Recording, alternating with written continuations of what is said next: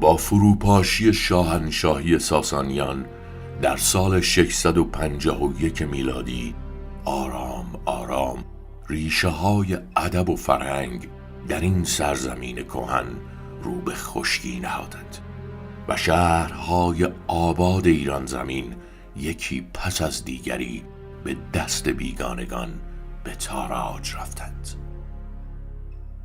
پس از درگذشت پیشوای مسلمانان جهان و خلفای چهارگانه، جایگاه رهبر حکومت اسلامی دچار دگرگونی‌های فراوانی گشت، چنانکه در دوران امویان و سپس عباسیان جایگاه خلافت و پادشاهی در هم آمیخته شد. در سال 813 میلادی به هنگام آغاز فرمانروایی مأمون فرزند هارون الرشید، بخش‌های پهناوری از خاورمیانه تا فراز آفریقا در چیرگی عباسیان قرار داشت و خلیفه برای اداره استانها حاکمانی را روانه می ساخت که هماره از خویشاوندان یا معتمدان وی بودند. بنابراین مردمان بومی کمتر به جایگاه‌های بلندی می رسیدند.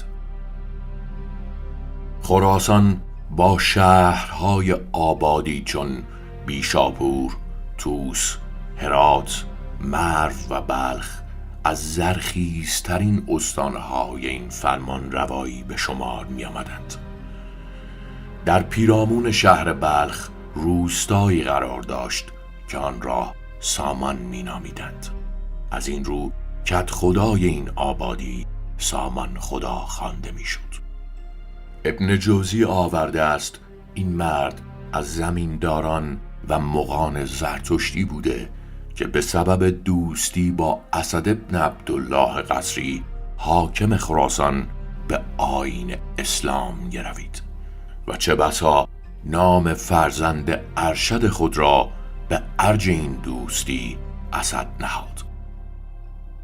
اسد نزد دربار عباسیان جایگاه ویژه‌ای یافت، چنانکه 4 فرزند او با نامهای نوح، احمد، الیاس و یحیی به فرمانداری شهرهای سمرقند، فرغانه، هرات و چاچ رسیدند و این چنین نفوذ دودمان سامانی در 2 استان مرو و خراسان فزونی یافت. امیران سامانی در دوباره زنده ساختن ارزش‌های فرهنگی سرزمین مادری خود نقش چشمگیری داشتند، چنانکه در اندک زمانی سمرقند و بخارا 2 پایتخت بزرگ سامانیان به کانون گسترش ادب و دانش تبدیل گشتند.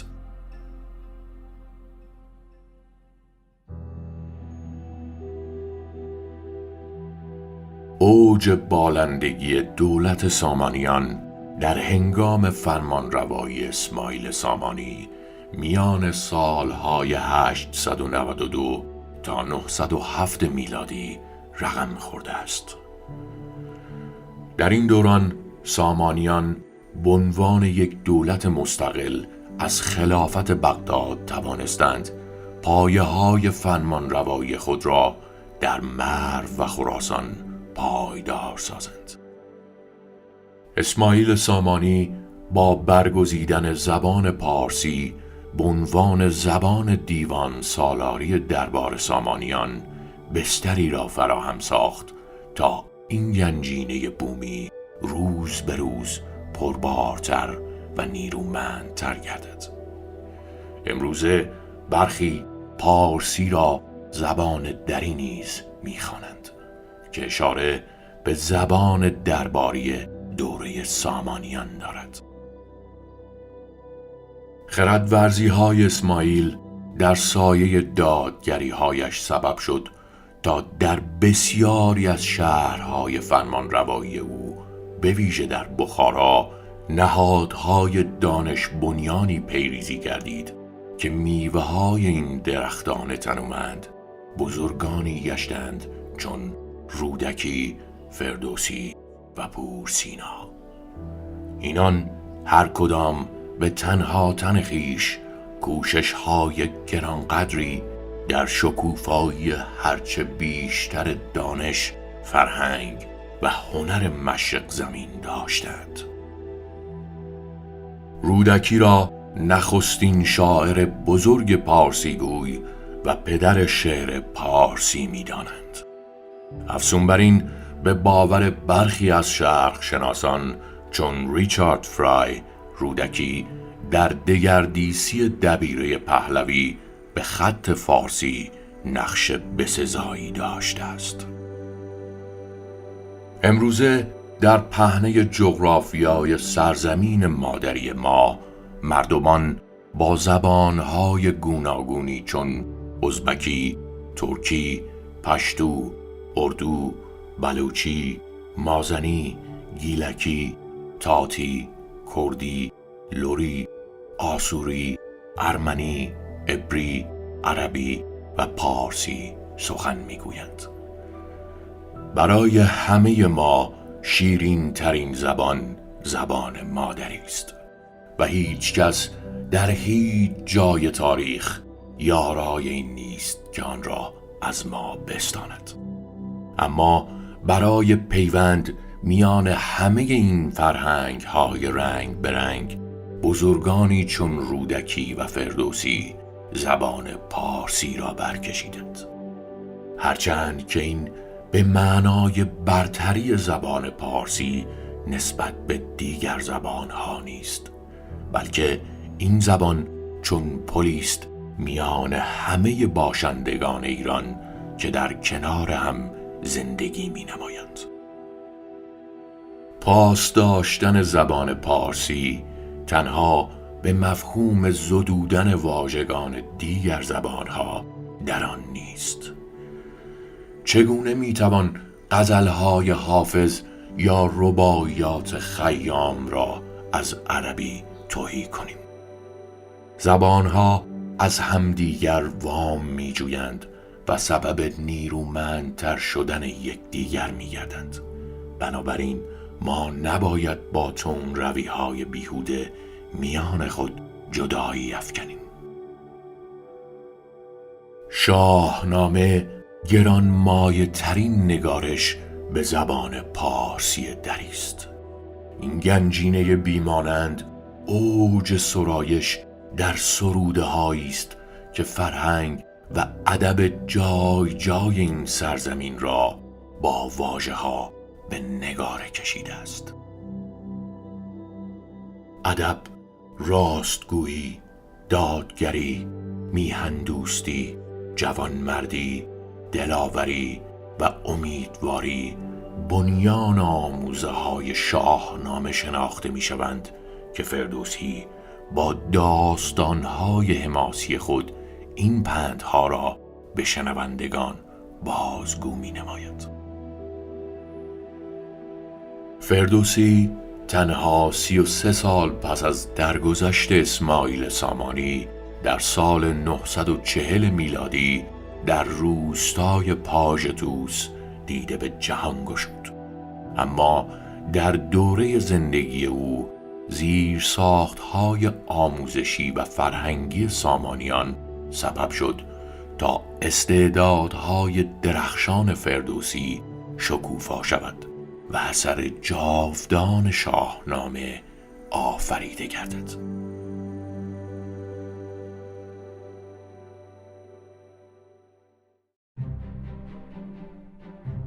به سبب اینکه بخارا در میان شاهراه ابریشم قرار داشت، همواره میزبان کاروانهای بازرگانی از شرق و غرب بود. از این رو این داد و ستدها ثروت هنگفتی را در شهر می‌انباشت. افزون بر این، آیین‌های گوناگون مردمان این شهر و آزاداندیشی دولت سامانیان بستری را فراهم ساخته بود تا در این دوره مسلمانان، زرتشتیان، کلیمیان و هندوها همگی آزادانه آیین‌های خود را به جای آورند. حالان که در امارات عباسیان این چنین نبود. حاکمان امارات اسلامی هنرهایی چون نگارگری، پیکرتراشی و موسیقی را در سالهای نخستین گسترش اسلام بر نمی‌تافتند، اما کم کم به سبب کاهش سختگیری ها بستر رشد برخی از هنرها فراهم گردید. در دوران سامانیان و آل بویه نقش و نگارهای ایرانی آرام آرام به سفالینه ها بازگشتند و هنر سفالگری جان دوباره یافت. هنر و فرهنگ دارای پیوندی دو سویه هستند. به همین سبب در آثار هنری دوره سامانیان عناصر اسلامی با نقش مایه‌های بومی آمیخته گشتند. در پی کاوش‌های باستان شناسی شهر بیشاپور شمار بسیاری از سفالینه‌های دوره سامانیان یافت شدند.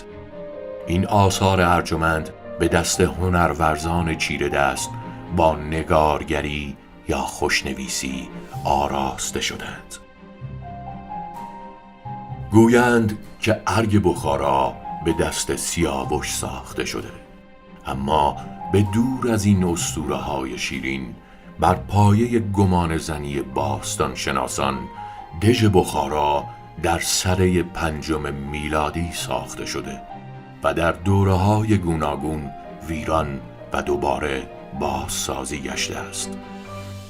این ارگ به همراه برج و باروهایش از برجسته ترین نمادهای بخارا به شمار می آید. از معماری دوره سامانیان با نام شیوه خراسانی رازی یاد می کنند. آرامگاه اسماعیل سامانی در کانون شهر بخارا از اندک بناهای برجای مانده از این دوران شناخته می شود. چیدمان هنرمندانه آجرها با الگوهای پیچیده‌شان رخسار بی همتای این ساختمان را پدید آوردند. بسیاری از کارشناسان هنر معماری این بنا را موزه آجرکاری می دانند. در ساخت گنبد این آرامگاه از شیوه گنبدسازی دوره اشکانیان و ساسانیان الهام گرفته شده. از این رو بام این ساختمان یادآور آتشکده های ساسانی است. پس از درگذشت امیر اسماعیل در سال 907 میلادی پیکر او را در این آرامگاه به خاک سپردند. بناهای کهنسال شهر بخارا همچون مدرسه عبدالله خان، 4 منار، استخرگاه، مسجد نمازگاه و بسیاری دیگر سبب شدند تا چهره تاریخی این شهر حفظ گردد.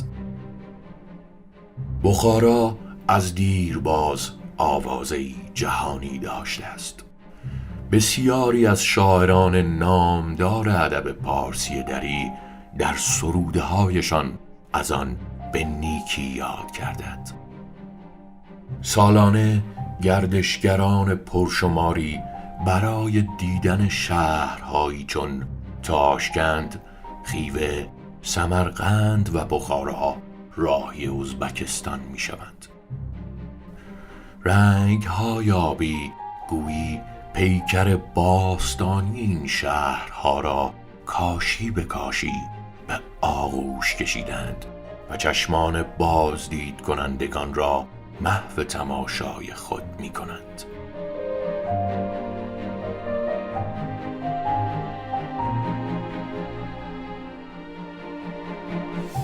امروزه بخارا و سمرقند همچنان 2 شهر بزرگ تاجیک نشین و پارسی زبان ازبکستان هستند.